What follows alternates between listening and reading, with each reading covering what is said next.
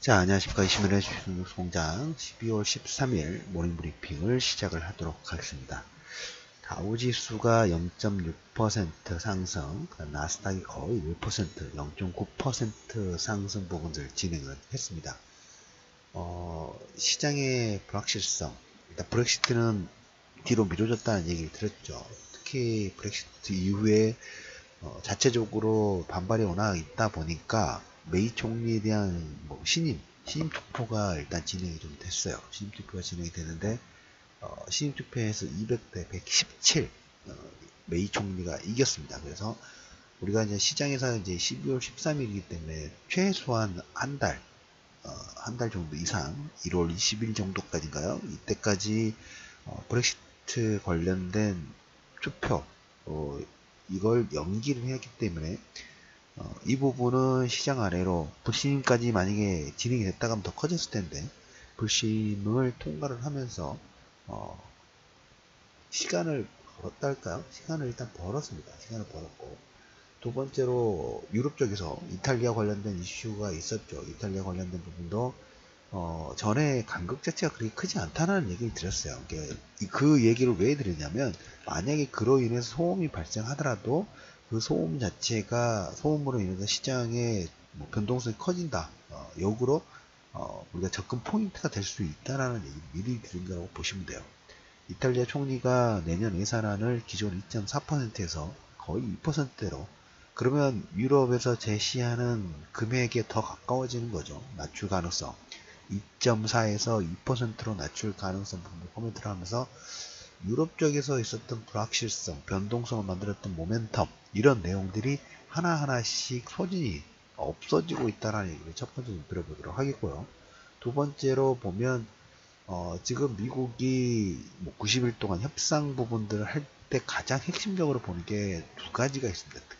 첫 번째가 지재권 관련된 부분이고 두 번째가 중국제재 2025 그거죠. 전에도 말씀드렸다시피 5G가 됐을 때 워낙 부가가치가 커요. 부가가치가 큰데 미국 입장에서는 그 부가가치가 큰 걸 혼자 먹기에는 기술력은 일부 특허라든지 이런 지재권 관련된 부분도 있지만 실질적으로 데이터를 모집하고 그 데이터를 모집하고 데이터를 가지고 어떤 부가가치 부분들 만드는 데는 한계가 있어요. 그 의미 부분들은 역으로 지금 무역전쟁의 핵심 키워드 부분들은 이 5G로 인한 다음 산업 대표 부분들에 됐을 때 얼마 정도의 지분이라고 할까요? 100이라 하면 중국이 100% 먹으면 안 되는 거고 내가 최소한 50에서 70 이상 정도의 분할 관련된 부분들을 만들기 위한 그런 협상 과정이라고 보시면 될 것 같아요.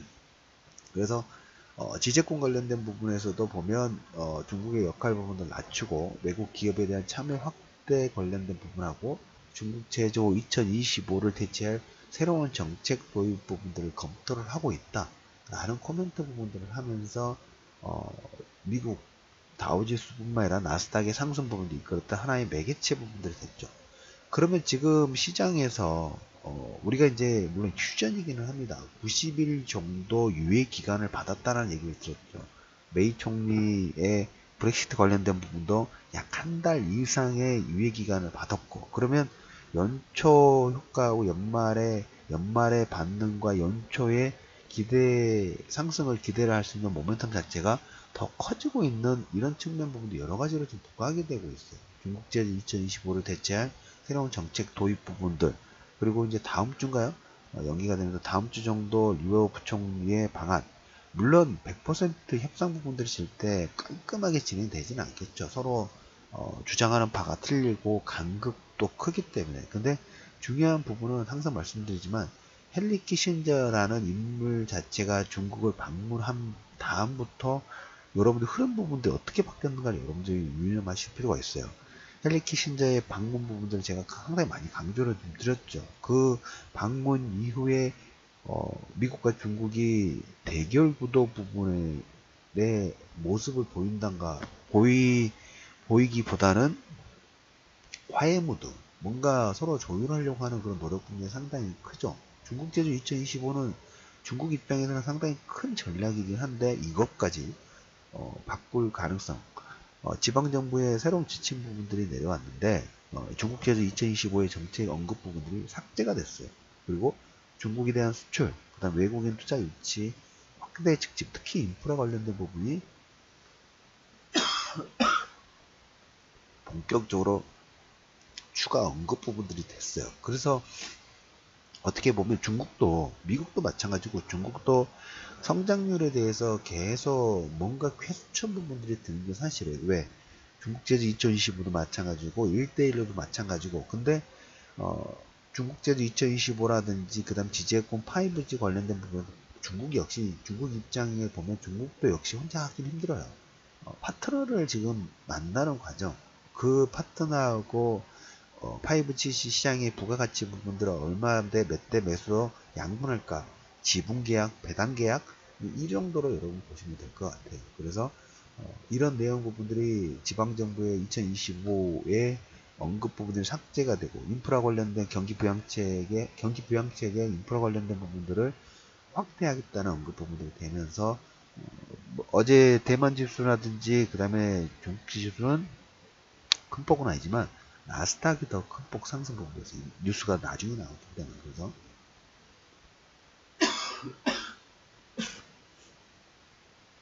나스닥이 1% 정도 상승 부분을 진행하고 있고 국내 같은 경우에 보면 12월과 1월달은 정말 좀 민감한 시기입니다.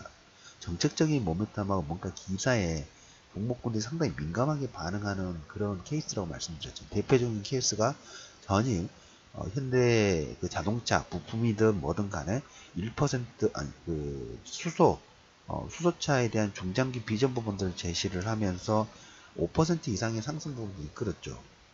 계속 봐야 돼요. 12월과 1월 달은 이런 모멘텀 자체도 상당히 중요한 이슈를 만들기 때문에 그리고 GTX A, GTX B, C 거의 동시다발적으로 진행될 가능성 신안산선도 본격 추진 부분들 하면서 다우지수, 나스닥의 상승 부분들이 있고 그 다음에 계속적으로 말씀을 드리지만 지수의 반등부 돌파를 위한 모멘텀 자체가 계속 커지고 있다는 부분들을 꼭 여러분들이 유념하실 필요가 있다는 얘기 드리면서 12월 13일 이슈면의 주식 공장 모닝 브리핑을 마무리하도록 하겠습니다.